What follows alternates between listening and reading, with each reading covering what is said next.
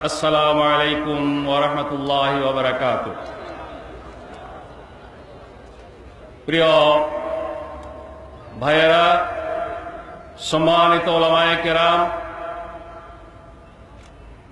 মুহাম্মাদুর রাসূলুল্লাহ সাল্লাল্লাহু আলাইহি ওয়াসাল্লাম তার উম্মতের উলামায়ে কেরামকে আম্বিয়া কেরাম আলাইহিস সালামের ওয়ারিস বা উত্তরাধিকার হিসেবে ঘোষণা করে গেছেন। শুধু তাই নয়, বনি ইসরায়েলের নবী রাসূলগণ যেই ভূমিকা পালন করতেন, উম্মতে মুহাম্মাদীর উলামায়ে কেরাম কিয়ামত পর্যন্ত সেই ভূমিকা পালন করবে বলে ঘোষণা করে গেছেন।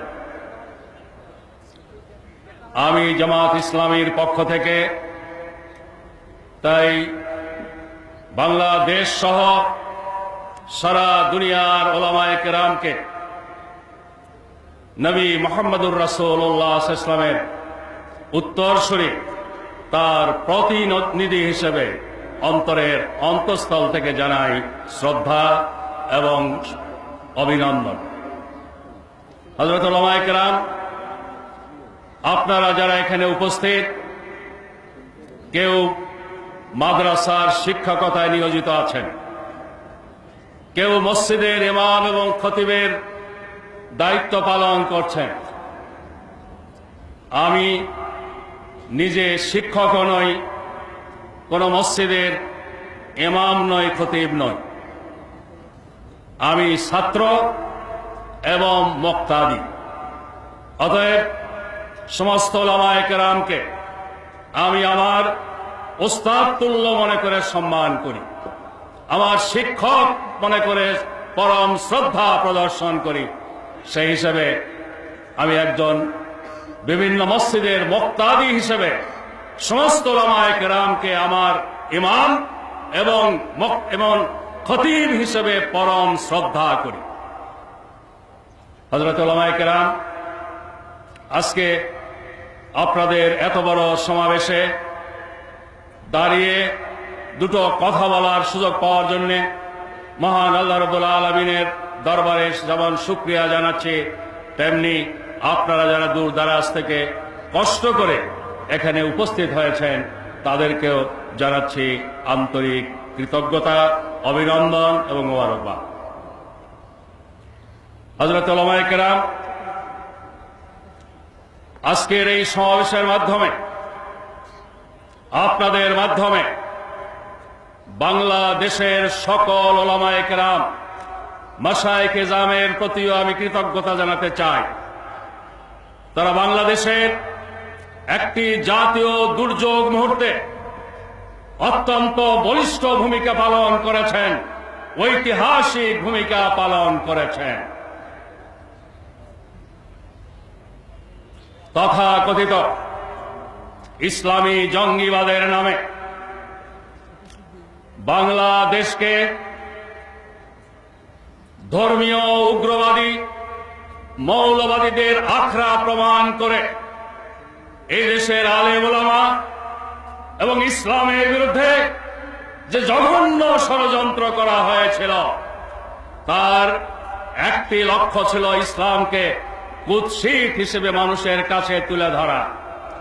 আলেম ওলামা এবং ইসলামী দল ও প্রতিষ্ঠানকে উগ্রবাদী জঙ্গিবাদী হিসেবে চিহ্নিত করে ধ্বংস করা, প্রয়োজনে বিদেশের হস্তক্ষেপ এর পরিস্থিতি সৃষ্টি করা। সেই সাথে তৃতীয় বৃহত্তম মুসলিম দেশ বাংলাদেশকে অকার্যকর রাষ্ট্র হিসেবে প্রমাণ করে, ব্যর্থ রাষ্ট্র হিসেবে প্রমাণ করে, তাদের ভাষায় উগ্রবাদী মৌলবাদী জঙ্গিবাদীদের উৎখাতের নামে বিদেশি শক্তিকে এখানে ডেকে আনার একটি জঘন্য চক্রান্ত ষড়যন্ত্র করা হয়েছিল। আলহামদুলিল্লাহ, 4 দলীয় জোট সরকার শক্ত হাতের মোকাবেলা করেছে। আর এই চক্রান্ত ষড়যন্ত্র মোকাবেলায় সরকারকে সবচেয়ে বেশি শক্তি জুগিয়েছেন এদেশের উলামায়ে কেরাম। তারা ঐক্যমতের ভিত্তিতে ঘোষণা করেছেন ইসলামের সাথে জঙ্গিবাদের কোনো সম্পর্ক নেই। প্রতিটি মসজিদ থেকে এই আওয়াজ তুলে ইসলামের নাম ব্যবহার করে যারা বোমাবাজি করছিল তাদের সাথে ইসলামের কোনো সম্পর্ক নেই, দেশের ভেতরে বাইরে এটা প্রতিষ্ঠিত করেছেন।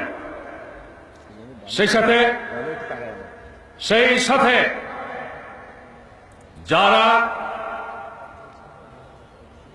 ইসলামের দুশমনদের কিরণক হিসেবে এই জঘন্য কাজে ব্যবহৃত হচ্ছিল, তারা জনগণ থেকে বিচ্ছিন্ন হয়ে যায় এবং মনস্তাত্ত্বিকভাবে দুর্বল হয়ে যায়। তাই মাত্র 2 মাসের মধ্যে তাদের ইসলামের নামে বোমাবাজির কার্যক্রমের নেটওয়ার্ক ভেঙে পড়ে। তাদের এই জঘন্য তৎপরতা চালাবার আর কোনো সুযোগ থাকে না। এজন্যে আমি বিশেষ করে বাংলাদেশের দল মত নির্বিশেষে সকল স্তরের উলামায়ে কেরামকে অভিনন্দন জানাই, কৃতজ্ঞতা জানাই আজকের এই ঐতিহাসিক উলামা সমাবেশের মাধ্যমে।